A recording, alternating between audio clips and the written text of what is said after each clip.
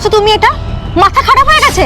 এই জুতোটা এক্ষুনি তুমি নিজের জন্য কিনে নিয়ে এসছো এত টাকা দিয়ে, আর এই জুতোটা কিনা তুমি ওকে দিয়ে দিচ্ছ?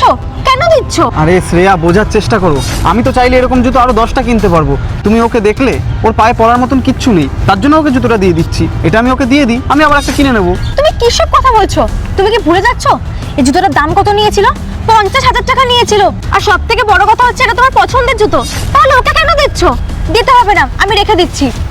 আরে আরে শোনো, তুমি কি বুঝতে পারছো না?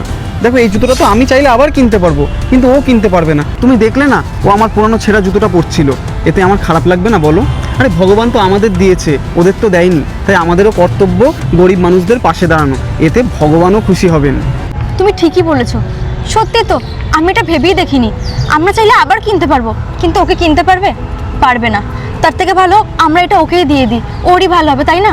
তুমি এটা ধরো, এই ব্যাগে না কিছু টাকা আছে। এই টাকাগুলো যদি ওকে দিই না, ওরই ভালো হবে, বুঝেছো তো? ওকে তো খেতে পারবে নিজের ইচ্ছা মতন। চলো তাহলে টাকাটার জুতোটা একসাথে গিয়ে দিয়ে আসি। চলো।